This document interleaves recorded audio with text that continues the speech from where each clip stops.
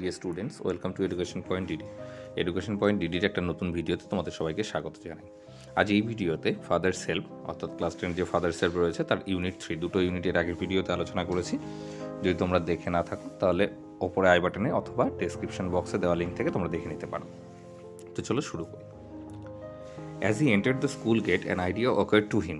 যখনই সে স্কুলের গেটে এসে প্রবেশ করলো বা পৌঁছলো তখনই তার মাথায় একটা ধারণা কিন্তু চলে এলো। He would deliver the letter to the headmaster at the end of the day. যে সে চিঠিটা কি করবে ক্লাসের শেষে, অর্থাৎ যখন সেদিনের মতো ক্লাস শেষ হয়ে যাবে তখন নিয়ে গিয়ে প্রধান শিক্ষককে দেবে। কারণ তার আগেই যদি দিয়ে দেয় তাহলে হয়তো স্যামুয়েল স্যারকে বলতে পারে হেডমাস্টার মশাই, বা তাকে বকাঝকা করতে পারে। সেই জন্য সে স্থির করেছিল যে ক্লাস যখন শেষ হয়ে যাবে তখন নিয়ে গিয়ে চিঠিটা দেবে। এই আইডিয়াটা তার মাথার মধ্যে চলে এলো স্বামী। There was a chance Samuel might do something during the course of the day to justify the letter. ঠিক আছে, এই যে সুযোগটা দিতে চাইলো স্যামুয়েল স্যারকে, কিসের সুযোগ? যে চিঠিতে তার বাবা যে তার বিরুদ্ধে অভিযোগগুলো করেছে সেইগুলো যেন যথার্থতা প্রমাণিত হয়। ব্যাপারটা একটু বোঝার চেষ্টা করো। কারণ স্যামুয়েল তো আদৌ খারাপ লোক ছিল না, আমরা এটা দেখেছি, ফ্রেন্ডলি ছিল। তো যদি সে চিঠিটা পড়ে দেয় হেডমাস্টার মশাইকে, তাহলে এই যে সে দেরি করে এলো এর জন্য হয়তো স্যামুয়েল স্যার তাকে প্রচণ্ড বকাবকি করবে, সে আশা করছে। তাহলে কি হবে? চিঠিতে লেখা কথাগুলো সত্য বলে প্রমাণিত হবে। অর্থাৎ এখন যে চিঠিতে তার বাবা কথাগুলো লিখেছে, তার বিরুদ্ধে অভিযোগগুলো, সেগুলো তো সত্য নয়, সেগুলো তো সব স্বামীর কল্পনা। কিন্তু আজ দেরি করে এলো, সেই জন্য তাকে যদি বকাঝকা করে তাহলে চিঠিতে লেখা কথাগুলো সত্য বলে প্রমাণিত হবে। তাহলে তার মনের দিক থেকে চাপ কিন্তু কিছুটা কমে যাবে, যে যাক স্যামুয়েল স্যার আমাকে বকেছে, তারপর আমার বাবা লিখেছে, ঠিক আছে, ওকে। স্বামী stood at the entrance to his class. স্বামী তার ক্লাসের যে প্রবেশ পথ সেখানে এসে দাঁড়ালো, অর্থাৎ ঢোকবার গেটে। Samuel was teaching arithmetic. সেই সময় কী করছিল? অ্যারিথমেটিক অর্থাৎ যে হচ্ছে অঙ্কের যে ক্লাসটা, পাটিগণিতের ক্লাসটা তখন তিনি নিচ্ছিলেন। হি লুকড অ্যাট স্বামী। তিনি স্বামীর দিকে তাকালেন। Swami hoped Samuel would scold him severely. Swami আশা করেছিল যে স্যামুয়েল স্যার তাকে প্রচণ্ড কিন্তু বকাঝকা করবেন। সেভারলি তাকে বকাঝকা করবেন, অর্থাৎ যে কথাটা হচ্ছে আগেই সে ভাবলো যে সে দেরি করে চিঠিটা দেবে যাতে স্যামুয়েল স্যারের কথাগুলো সত্য বলে প্রমাণিত হয়, অর্থাৎ স্যামুয়েল স্যার যে ধরনের ক্যারেক্টার বা চিঠিতে লেখা কথাগুলো সেগুলো সত্য বলে যাতে প্রমাণিত হয়। You are half an hour late, Samuel said. Samuel তাকে যে বললো তুমি আধ ঘন্টা দেরিতে এসছো। অরিজিনালি আধ ঘন্টা দেরিতেই এসছে স্বামী, তো সেই জন্য স্যামুয়েল স্যার বললো তুমি আধ ঘন্টা দেরিতে এসছো, অর্থাৎ যখন প্রবেশ পথে গিয়ে দাঁড়ালো ঠিক সেই মুহূর্তে। I have a headache sir, Swami said. Swami উত্তরে বললো আমার মাথা ব্যথা মহাশয়। Then why did you come at all. এবার উল্টো পথে স্যামুয়েল স্যার জিজ্ঞেস করলো তাকে যে তাহলে তুমি স্কুলে কেন এলে? তোমার যখন মাথা ব্যথা তাহলে স্কুলে আসবার কী প্রয়োজন ছিল? This was an unexpected question from Samuel. Samuel স্যারের কাছ থেকে এটাই একটা অপ্রত্যাশিত প্রশ্ন, অর্থাৎ এটা স্বামী তো কখনোই ভাবেনি, যেটা আমরা এর আগেও দেখলাম যে স্বামী চাইছিল তাকে বকাঝকা করবে বা বকাঝকা করুক, সেই জন্য তুমি কেন এলে এত ভালো একটা প্রশ্ন করেছে তাকে। তো এটাই ছিল একটা অপ্রত্যাশিত প্রশ্ন। স্বামী said my father said I should not miss school sir.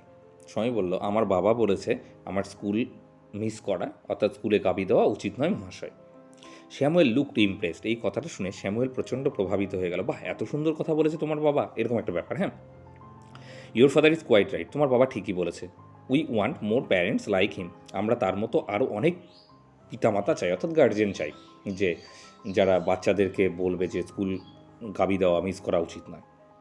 Oh you poor man, স্বামী ভাবলো ওহ আপনি বেচারা মানুষ। বাবাটাই স্বাভাবিক, কারণ এই স্যামুয়েল সম্পর্কে তার বাবা চিঠিতে কত কী লিখেছে, সে বললো ওহ আপনি বেচারা মানুষ। You don't know what my father has done to you. আপনি জানেন না আমার বাবা আপনার জন্য কী করেছে। All right go to your seat, ঠিক আছে তুমি তোমার আসনে গিয়ে বসো। স্যামুয়েল স্যার তাকে নির্দেশ করলো বা আদেশ দিল। স্বামী স্যাট ডাউন ফিলিং স্যাড। স্বামী দুঃখিত হয়ে বসে পড়ল। He had never made any one as good at Samuel. স্যামুয়েলের মতো ভালো ব্যক্তির সঙ্গে তার এর আগে কখনোই সাক্ষাৎ ঘটেনি, অর্থাৎ এত ভালো লোক স্বামী কখনোই দেখেনি। The teacher was inspecting the home lessons. শিক্ষক মহাশয় তখন বাড়ির কাজগুলো পরিদর্শন করছিলেন। To Swami's thinking this was the time when Samuel got most angry. স্বামীর ভাবনায় এই সময়টাতে স্যামুয়েল স্যার প্রচণ্ড রেগে যান, অর্থাৎ যখন হোমওয়ার্ক তিনি দেখেন সেই সময়টাতে প্রচণ্ড তিনি রেগে যান। But today Samuel appeared very gentle. কিন্তু আজ স্যামুয়েল স্যারকে খুবই শান্ত দেখাচ্ছে। Swaminathan where is your homework. Swaminathan তোমার বাড়ির কাজ কোথায়?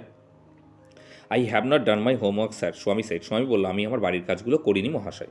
হোয়াই হেডেক, শ্যামুয়েল বলল বা জিজ্ঞেস করলো, কেন, মাথা ব্যথা? ইয়েস স্যার, হ্যাঁ মহাশয়। তাহলে এখানে ইয়েস স্যারটা হচ্ছে হ্যাঁ মহাশয়, আমার মাথা ব্যথা। All right, sit down, Samuel said. Samuel বলল, ঠিক আছে, বসে পড়ো। তাহলে দেখো এখনও কিন্তু শ্যামুয়েল স্যার রেগে গেল না তার উপরে। When the bell rank for the last period at 4:30, যখন 4:30 শেষ পিরিয়ডের ঘন্টাটা বাজলো, Swami picked up his books and ran to the headmaster's room. তখন স্বামী কী করলো, বইগুলো তাড়াতাড়ি তুলে নিল এবং প্রধান শিক্ষকের ঘরের দিকে ছুটে গেল। চিঠিটা দিতে হবে তাকে। He found the room lock, সে দেখলো দরজাতে তালা দেওয়া। দ্য পিয়ন টোল্ড হিম, সেখানে যে পিয়ন ছিলেন তিনি বললেন, that the headmaster had gone on a week's leave, প্রধান শিক্ষক 1 সপ্তাহের ছুটিতে গেছেন। Swaminathan ran away from the place, Swaminathan সেখান থেকে ছুটে চলে গেল, অর্থাৎ দৌড়ে পালিয়ে গেল।